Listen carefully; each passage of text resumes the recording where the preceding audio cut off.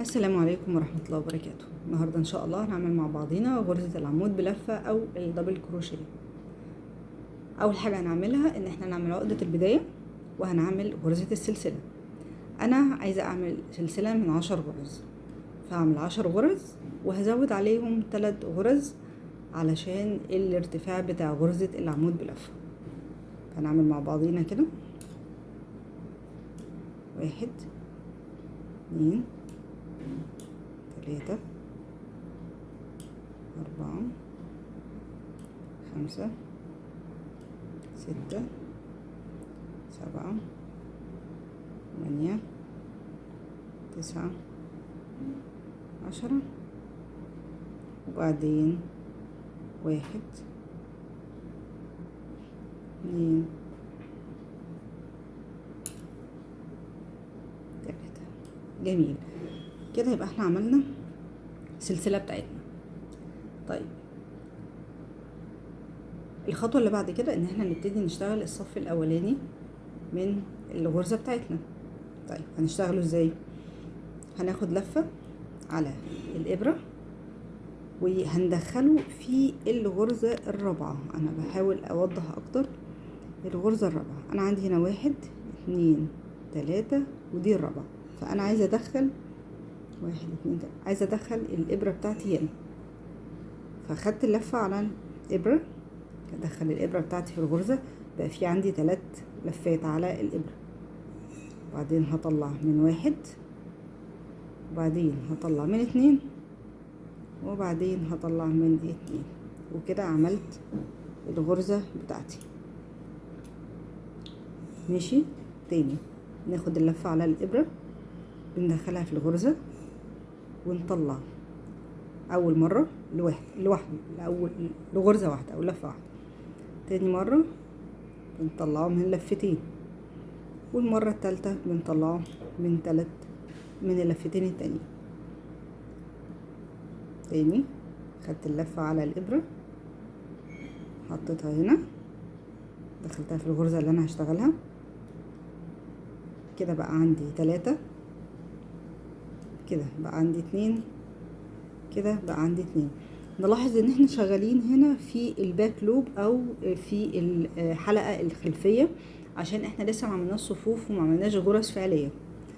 فاول صف فيها بنشتغلها في الباك لوب او الغرزة الخلفية. تاني ناخد لفة نحطها في الغرزة او في الباك لوب. كده بقى عندي 3 2 2. نكمل 3 2 2.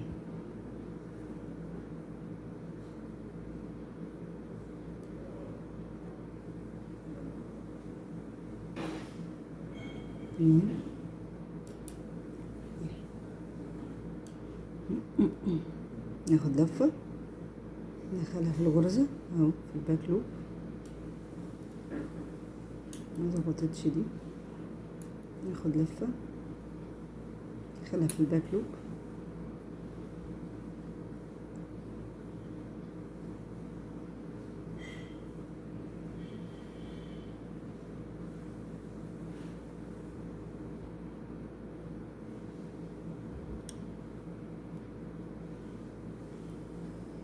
اتنين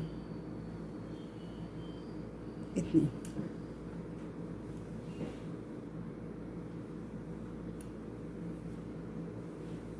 كده عندنا كام غرزة؟ 1 2 3 4 5 6 7 8 9. يبقى فاضل لنا الغرزة اللي فاضلة هنا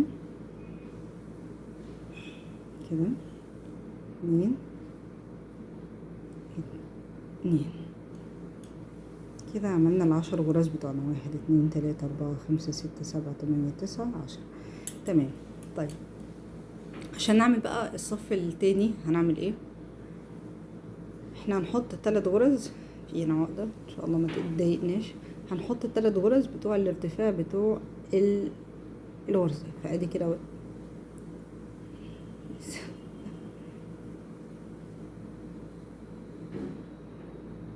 1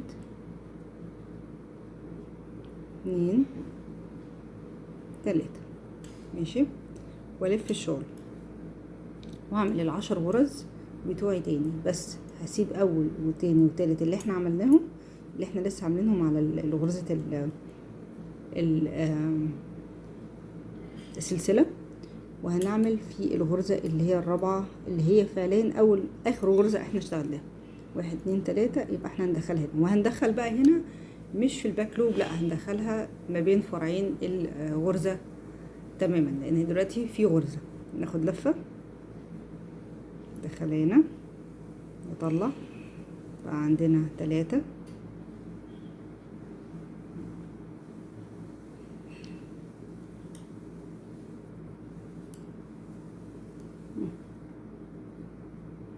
هنعملها تاني بس نخلص الغرزة دي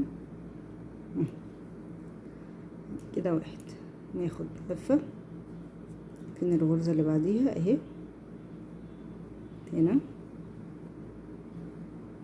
كده،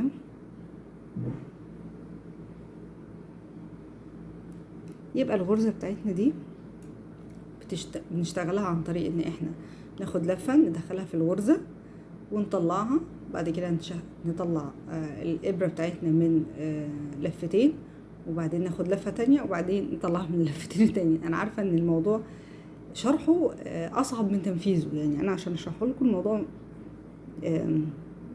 ملخبط اكتر. انا هاخد اللفة هندخلها في الغرزة هنطلعها، هيبقى عندنا 3، ناخد لفة تانية في الاتنين، ناخد لفة تالتة في الاتنين كمان مرة،